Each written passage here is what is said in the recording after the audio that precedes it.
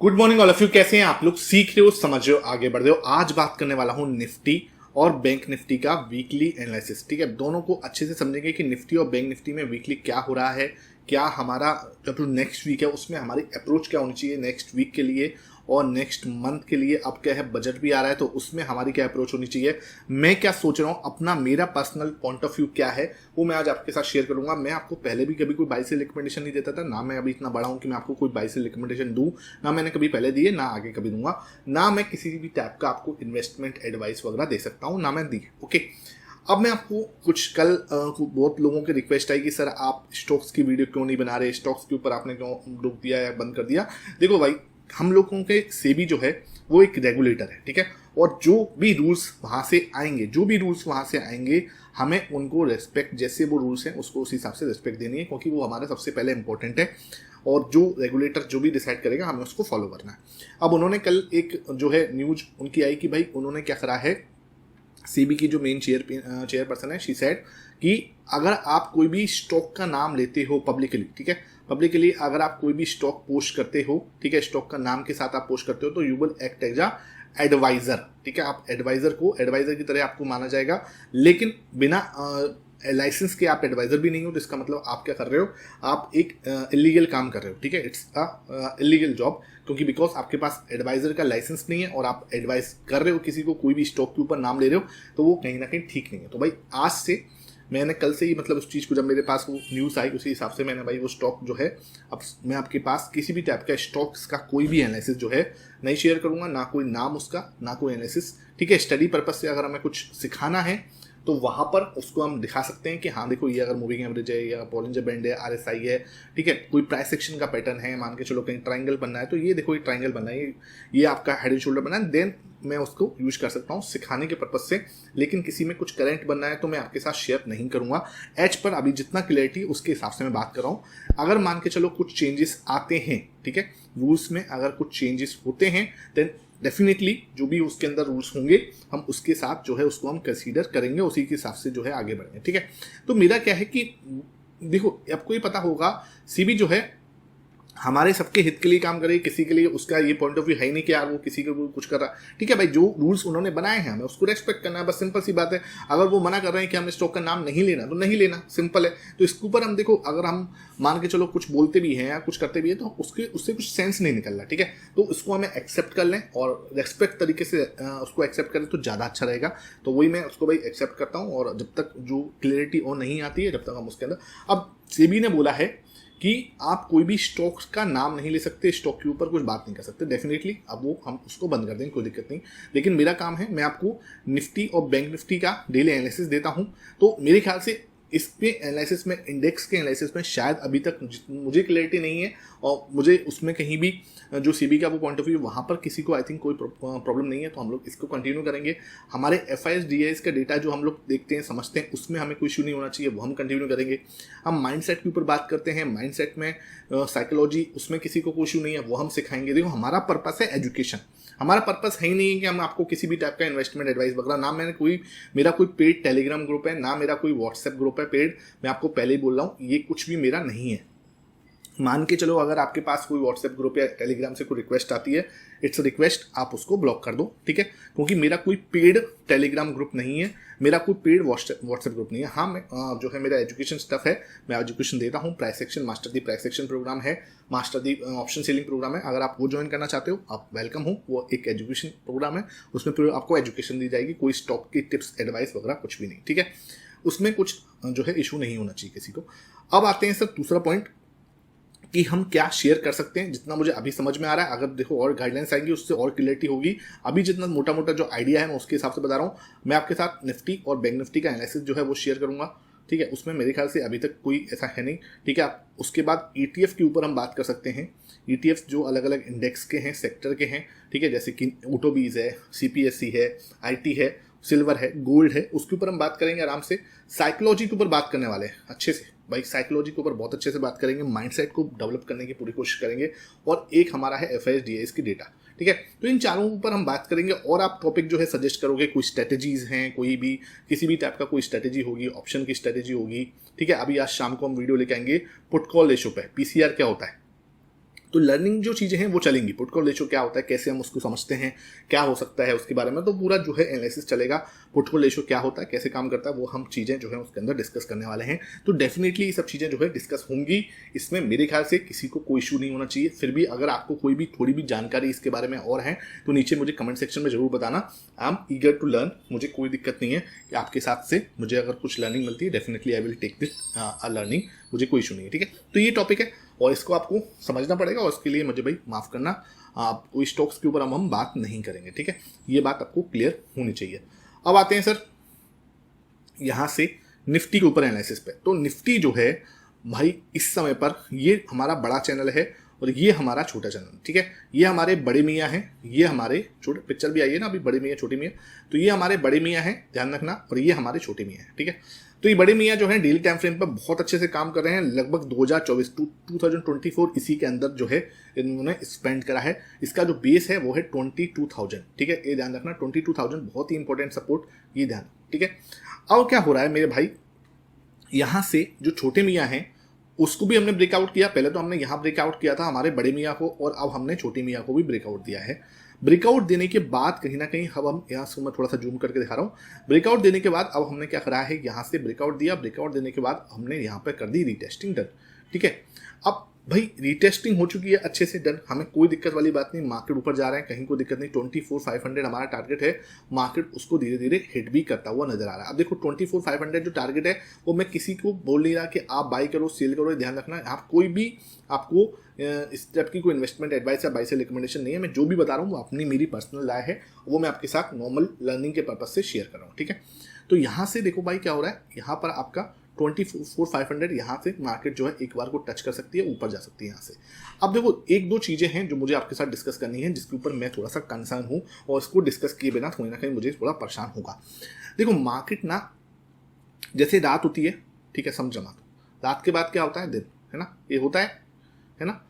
उसके बाद क्या है, जैसे मार्केट एकदम से एक शार्प मूव करती है, बहुत हाई चांस है उसको एक बार जो है क्या बोलते हैं, कंसोलिडेशन करना है या फिर अपना एक करेक्शन करना। अब देखो मुझे जो प्रॉब्लम कर रहे हैं वो दो तीन चीज़ें हैं। एक चीज़ क्या है सर, सबसे पहला पॉइंट है यहाँ पे, अगर मैं मूविंग एवरेज लगाता हूँ और मूविंग एवरेज में 50 का मूविंग एवरेज में लगाता हूँ सिंपल, और इसको मैं डन कर देता हूँ, तो देखो कभी भी देखता है ये मेरा 50 का मूविंग एवरेज है, मैं इसको थोड़ा सा कलर चेंज कर देते हैं और इसका कलर मैं ब्लैक कर देता हूँ। ठीक है, अब इसका अगर मैं कलर ब्लैक करता हूँ और यहाँ पे मैं देखता हूँ कि जब भी मार्केट, देखना इसका बहुत ही सिंपल सा रूल बताता हूँ, अगर मार्केट इस मूविंग एवरेज से, देखो ये चीज़ें ना आपको बहुत ही अच्छे से मिलती हैं, अगर आपको इसको संभाल के रखना है, डेफिनेटली इसको संभाल के रखना, नहीं तो आपकी मर्जी है। ठीक है, और वीडियो को लाइक कर दो भाई, अभी मतलब मैं लाइक करने के भूल गया, तो लाइक कर दो अभी 1 सेकंड के लिए, जब इसको सब मिलके एक बार वीडियो को लाइक कर दो, और एक बार भाई आप लोग शेयर भी कर दिया करो। आप लोग शेयर करने में बहुत कंजूसी करते हो भाई, व्यूज़ नहीं आ रहे हैं पता नहीं क्यों, और जब व्यूज़ डाउन जाएंगे तो यार मेरा मोटिवेशन डाउन जाएगा, सिंपल सी बात है। ये आप शेयर करोगे, मेरा मोटिवेशन भी हाई होगा और चीज़ों को थोड़ा सा मैं और अच्छे से कर पाऊंगा, है ना।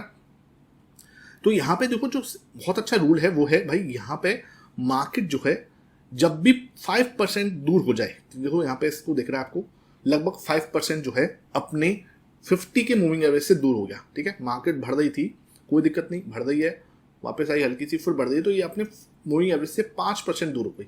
जब भी मूविंग एवरेज से अपने, कौन से मूविंग एवरेज से, 50 के मूविंग एवरेज, ठीक है, 50 के ईएमए से, ईएमए क्या है सर, ये आपका एक्सपोनेंशियल मूविंग एवरेज होता है। ठीक है, मार्केट अगर 50 के मूविंग एवरेज से 5% दूर हो जाती है तो उस समय मैं बोलूँगा कि हाँ यार, now this is the high time, market थोड़ा सा करेक्ट हो सकती है और ये थोड़ा नीचे आ सकती है और ये थोड़ा ऊपर जा सकता है, दोनों एक साथ एक बार को मिलेंगे जरूर।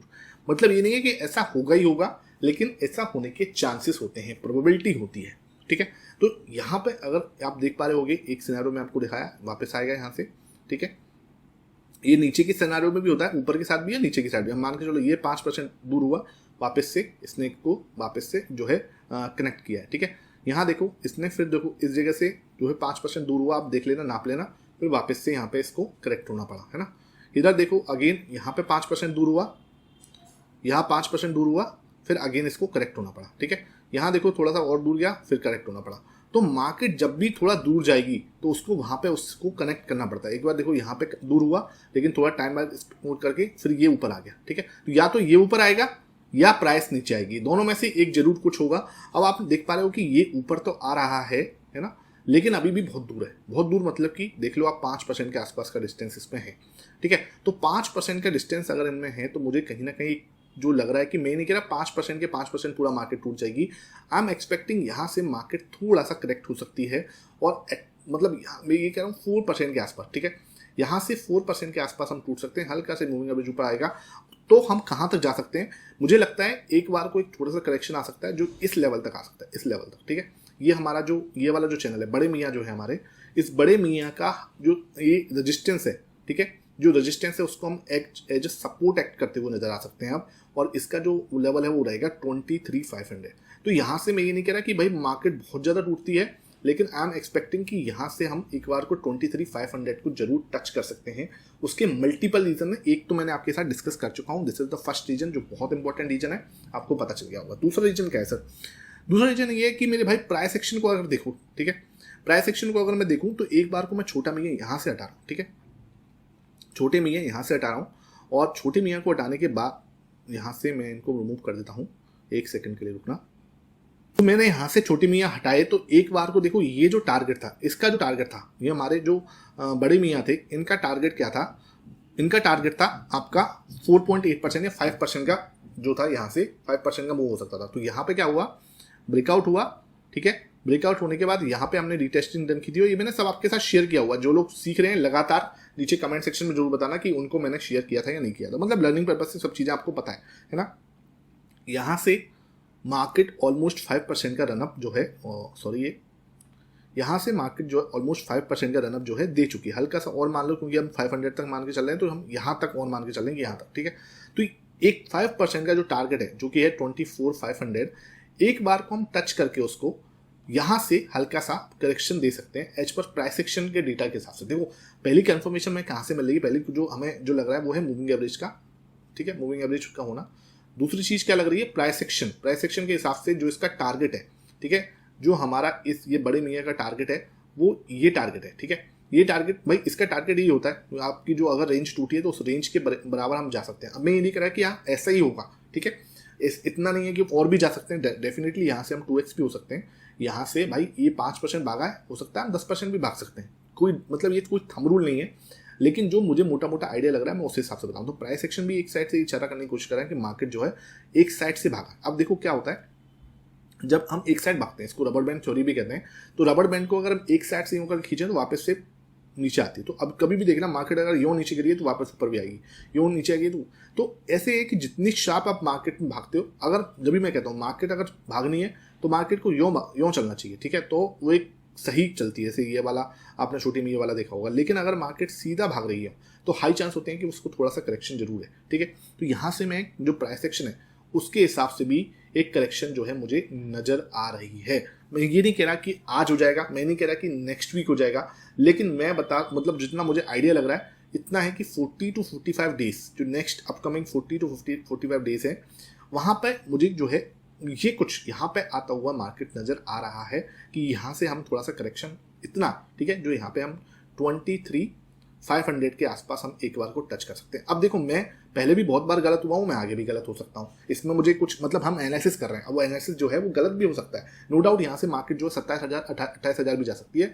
तो हमें ऐसा नहीं है कि पोजीशन हमें बेरिश बना लेनी है। मैं ये नहीं कह रहा कि आप जाके कल को पुट बाई कर लो, बिल्कुल भी नहीं, क्योंकि मुझे नहीं पता है कल कब होगा। मुझे लग रहा है कि आने वाले 40 to 45 डेज में हो सकता है कल हो जाए मंडे को, ठीक है, हो सकता है अगले वीक में हो सकता है ये नेक्स्ट मंथ में हो, है ना। लेकिन जो पॉसिबल है वो मैं देखो यार, मैं भी आपको एक पॉइंट ऑफ व्यू बता सकता हूँ, इससे ज़्यादा मैं भी नहीं बोलूँगा कि भाई मुझे भी अपना एक लिमिटेशन में ही आपसे जो है बात करनी है। उसके बाद तीसरा पॉइंट क्या है? तीसरा पॉइंट जो है वो भी बहुत इंपॉर्टेंट है, उसके बारे में भी बात करनी पड़ेगी। तीसरा इंपॉर्टेंट फैक्टर है वो भाई हमारा जो है FIS और DIS का डेटा, ठीक है सर। ये जो डेटा है FIS का ये थोड़ा सा खतरनाक है, मतलब ये है 83.77% पे, और जो कि थोड़ा सा परेशान करने वाला है कहीं ना कहीं।